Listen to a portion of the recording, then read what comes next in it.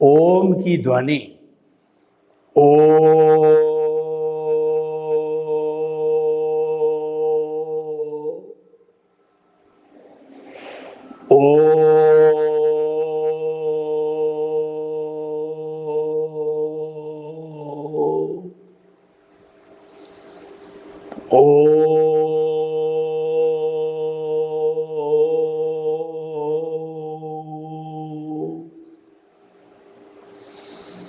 और अम की ध्वनि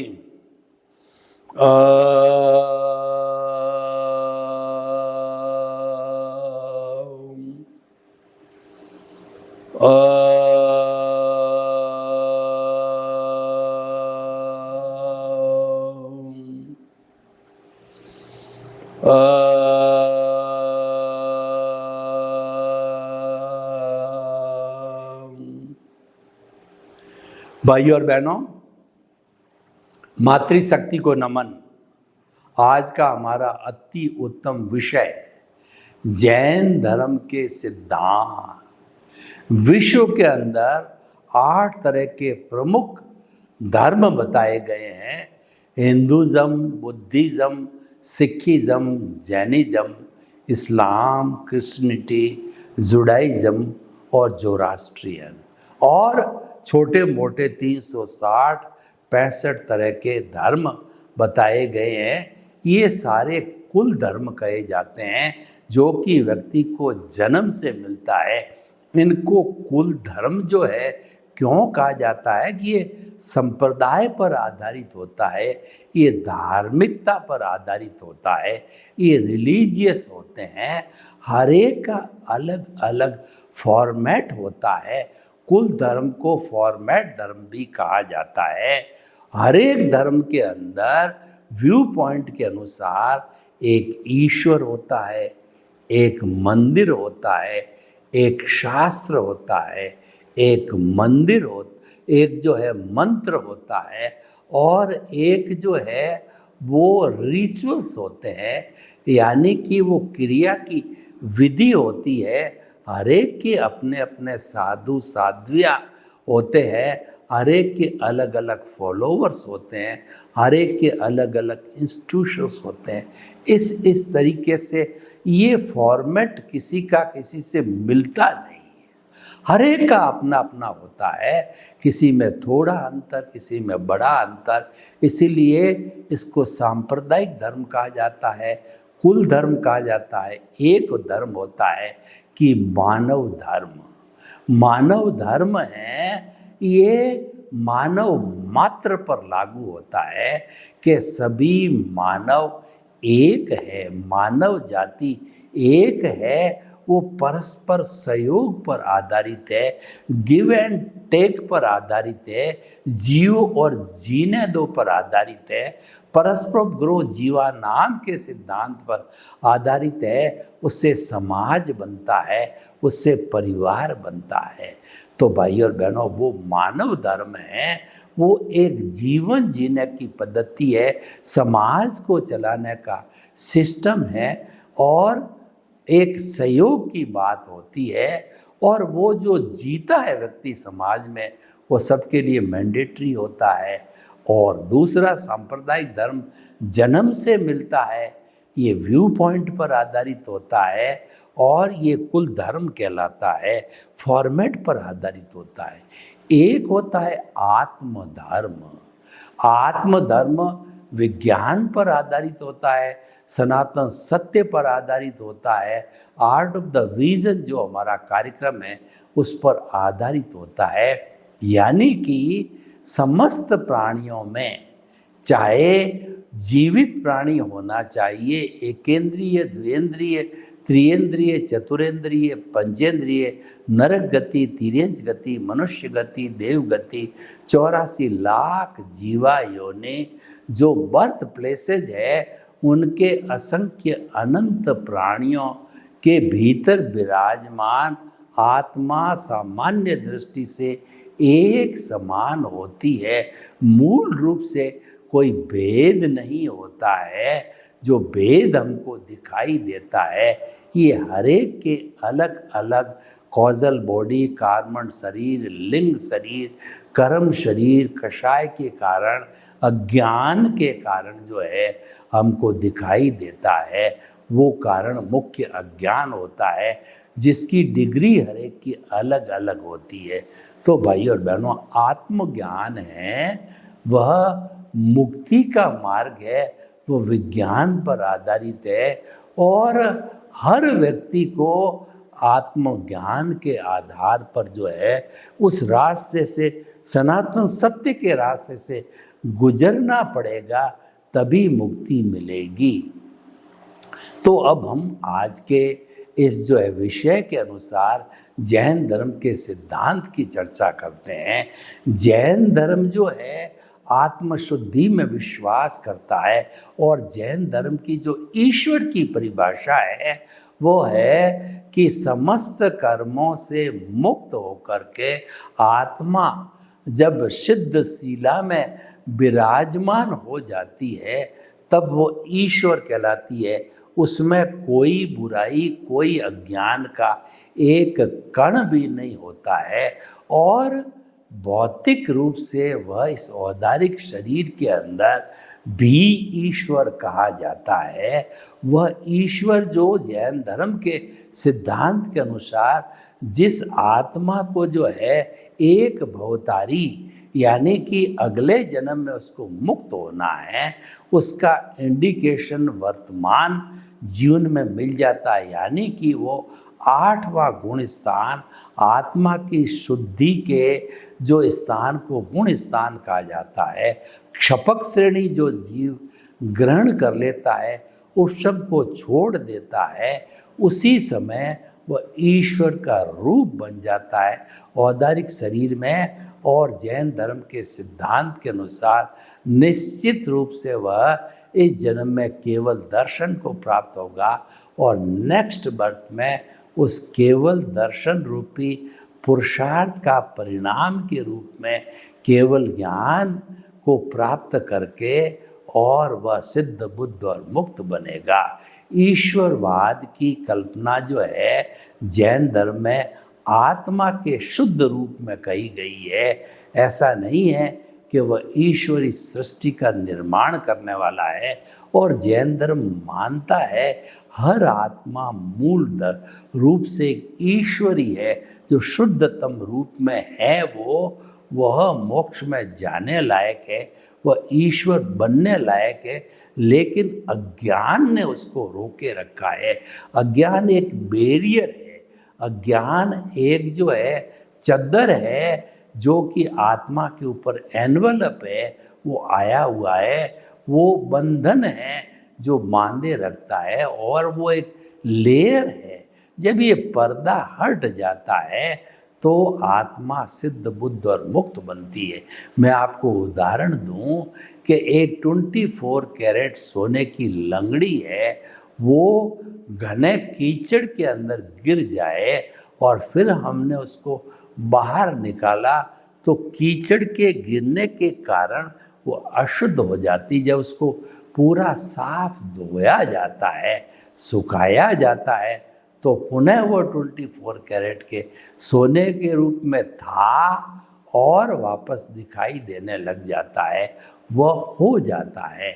तो हमारी हर प्राणी की आत्मा और ख़ास तौर से जो मनुष्य है जिनको मानव जीवन मिला है वो ही मुक्ति को जा सकता है, क्योंकि उसका डेवलपमेंट होते होते वो मानव जीवन के अंदर आता है, उसका सम्यक ज्ञान, सम्यक दर्शन का डेवलपमेंट होता है, तब वो मानव बनता है और उस श्रृंखला का वो उपयोग करता रहे जागृति के द्वारा। जागृति है वो रियल पुरुषार्थ है। जागृति का अर्थ होना है कि आत्मचिंतन करना, आत्मा के अंदर ही रहना, आत्मा की भजना करना, आत्मा का अनुसरण करना, सेल्फ रियलाइजेशन करना, इंट्रोस्पेक्शन करना, आत्मा के गुणों का जो व्याख्यान करना। हरि अनंत, हरि कथा अनंत, यानी भीतर विराजमान शुद्ध आत्मा परमात्मा स्वरूप ईश्वर है, वह वास्तव के अंदर वह ईश्वर है और 33 करोड़ देवी देवता उस शुद्ध आत्मा की जो है उपासना करते हैं। वो 14 लोक का नाथ है, क्योंकि शुद्ध आत्मा स्वरूप इस पूरी सृष्टि के अंदर जो है वह स्वयं भू होता है, यानी उसके समान किसी की ताकत दुनिया में नहीं कही गई। और क्योंकि सभी आत्माएं समान क्वालिटी की होती है जो है वो सामान्य दृष्टि से, तो इसका मतलब एक सी क्वालिटी समस्त शुद्ध आत्माओं में है, तो इसको अद्वैत कहा जाता है। इसको बार बार जो है वो जो है कहना चाहिए कि द्वैत में जाने की आवश्यकता नहीं होती है, लेकिन जब तक आत्मा बॉन्डेड है, उसके साथ में अज्ञान जुड़ा हुआ है, तब तक जैन धर्म की मान्यता है कि वह बद्ध आत्मा है, बॉन्डेड आत्मा है। वो पुनः पुनः जो है वो उस अज्ञान का भुगतान करके, इसको ज़ीरो करके, इरेज करके, और फिर वह सिद्ध बुद्ध मुक्त बनती है। तो ये तो ईश्वरवाद हो गया। और साथ साथ में मैंने आत्मकृतित्ववाद भी बताया कि जैन धर्म मानता है कि आत्मा का स्वतंत्र अस्तित्व है, विभू नहीं है। कोरोना जैसा छोटा जो है वायरस है, उसमें भी वही आत्मा है। और डायनासोर्स जो है सबसे बड़ा जीव है इस कुदरत का, उसमें भी वही आत्मा है। वो आत्मा जब छोटा शरीर चींटी का धारण करता है, वायरस का धारण करता है, तो सूक्ष्म हो जाती है और अपने कॉन्ट्रास्ट कर देती है अपने आत्म प्रदेशों को। और वही आत्मा जब डायनासोर्स जैसी बड़े जो है जीव में जाती है, तो वो जो है वो कहना चाहिए कि वो बढ़ जाती है। वो ये कॉन्ट्रैक्शन और एक्सपांशन का फॉर्मूला, एक्सपांड हो जाता है उसके आत्म प्रदेश, क्योंकि आत्मा शरीर व्यापी मानी गई है जैन धर्म के अंदर। आत्मा ब्रह्मांड में विभू है ऐसा नहीं माना गया है। तो भाई और बहनों, आत्मकृतित्ववाद, ईश्वरवाद, ये आत्मा का और आत्मा का कर्म सिद्धांत, ये जैन धर्म का एक पिक्यूलियर कर्म सिद्धांत है। जैन धर्म मानता है कि अज्ञान रूपी जो है वो फेविकोल आत्मा के साथ में लगा हुआ है, तभी ये आत्मा बॉन्डेड हुई है। मैं आपको एक उदाहरण दूं कि मेरे हाथ में एक फिनिश की गई लकड़ी है, मैं इसका फर्नीचर बनाना चाहता हूँ। दूसरे हाथ में सनमाइका है, मैं इसको लकड़ी पर चेपना चाहता हूँ, परमानेंट चिपकाना चाहता हूँ। तो कैसे चिपकाऊंगा? तो विज्ञान ने फेविकॉल का आविष्कार किया। वह फेविकॉल लकड़ी के ऊपर पतला पतला जो है सारे पे फेर करके उसी नाप की सनमाइका उस पर लगाई जाती है, उसको प्रेस किया जाता है 10-12 घंटे, जो प्रेशर डाल के रखा जाता है, तो वह एक फर्नीचर का रूप बन जाता है, एक मेक हो जाता है। यानी कि जो फेविकॉल है वो अज्ञान है, जब आत्मा के साथ में जुड़ जाता है, बद्ध हो जाता है, तो उसको बंद कहा जाता है कि वो आत्मा के साथ बंद करके और आत्मा को भव भवांतर के अंदर घुमाता रहेगा। तो आत्मा का जो कर्म सिद्धांत जैन धर्म में है, एक अनूठा सिद्धांत है। समस्त धर्मों ने जो कि आत्मा में विश्वास करते हैं, उन्होंने कर्मवाद को स्वीकार किया है, अलग अलग नाम दिए। किसी ने अदृष्ट कहा है और किसी ने इसको जो है पुण्य पाप कहा गया है, किसी ने कर्म रज कहा है, किसी ने अलग अलग अज्ञान बोला है। अज्ञान नाम से सभी सहमत है, लेकिन जैन धर्म ये बताता है कि ये भौतिक रूप से मासलेस पार्टिकल से बना हुआ कर्म शरीर है, जो कि जो है वो मार्क्सिस्ट पार्टी का मतलब चतुस्पर्शी होता है, आँखों से दिखाई नहीं देता है, शुद्ध रूप होता है, और जब वो उस पर कोट लगता है तब वह अशुद्ध होकर के भाव कर्म बन जाता है। भाव कर्म यानी लाइव रूप से जो है चतुस्पर्शी का भाव कर्म की बहुत अलग व्याख्या है।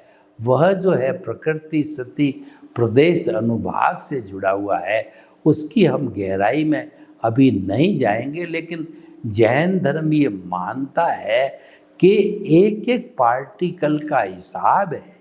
एक एक पार्टिकल जब कोड चल जाता है तो वो भाव कर्म बनता है, और जब उदय में आता है, उदय नेक्स्ट बर्थ में नया व्यक्ति उसको भुगतता है।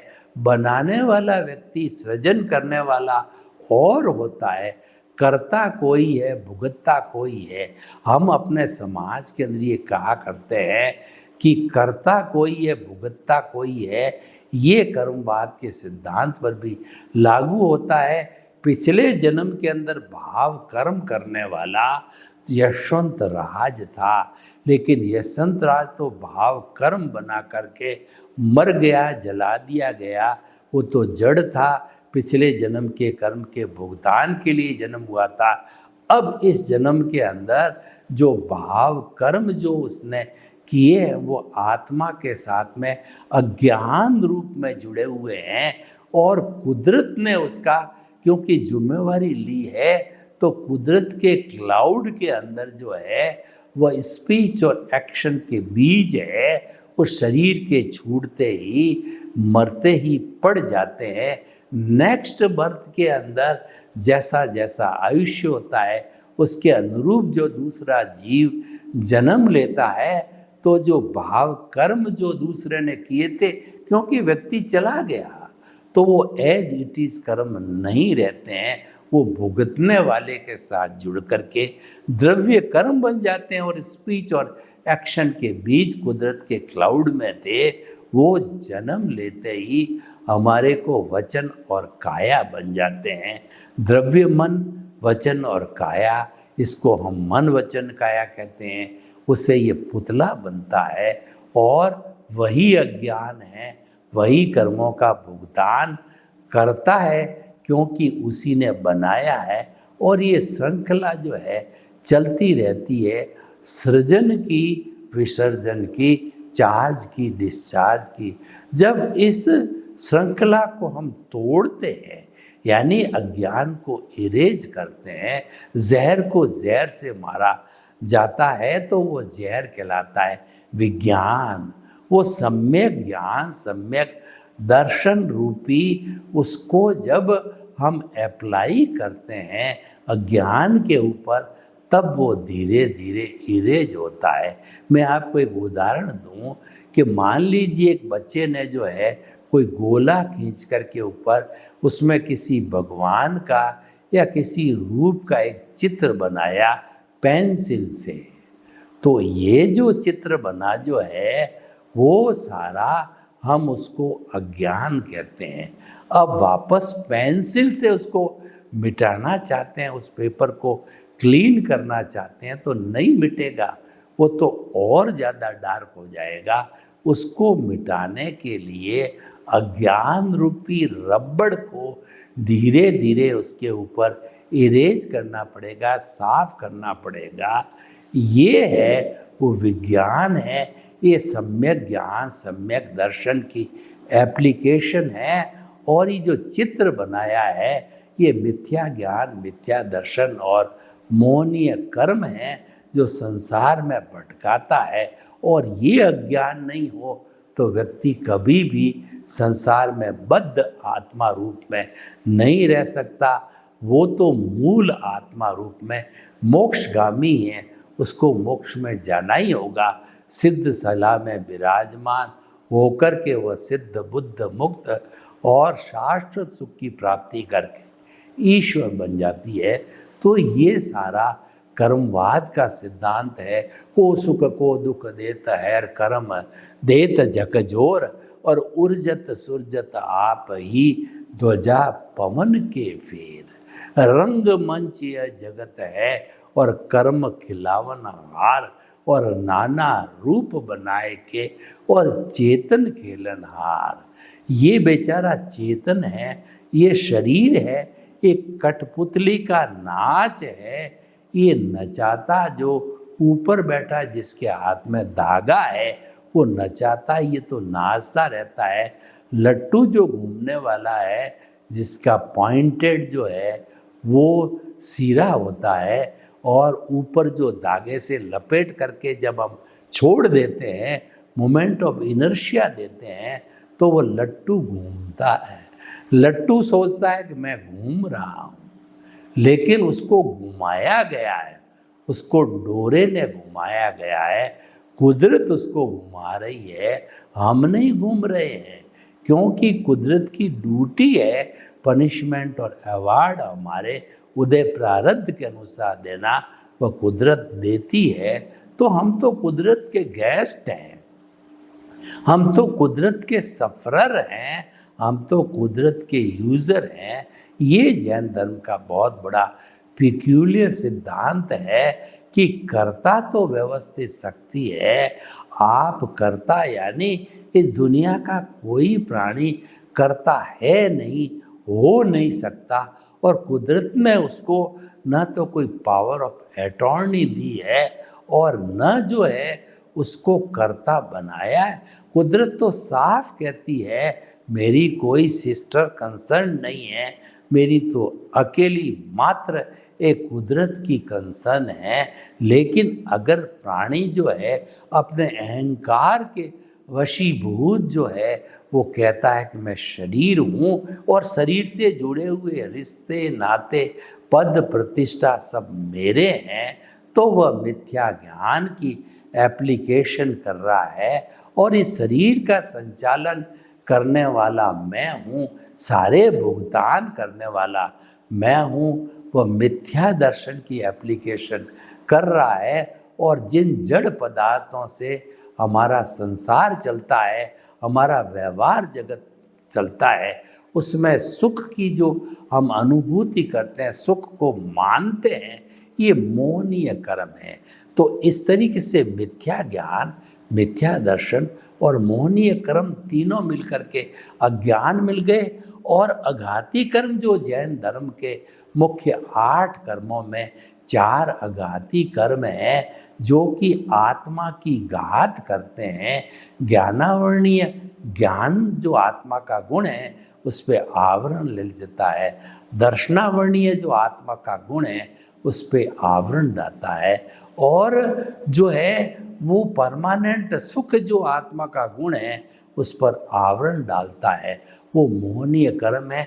और इन तीनों को बांधे रखने वाला, इन तीनों को जोड़े रखने वाला, कई बार आपने देखा होगा कि लकड़ी के गट्ठर को डोरी से बांधा जाता है। हमारे 3-4 चीज़ें होती है, उनको बांध के रखना होता है, तो रस्सी से बांधा जाता है, टाइअप किया जाता है। उस टाइअप का नाम है, वो कहलाता है हमारा जो अंतराय कर्म।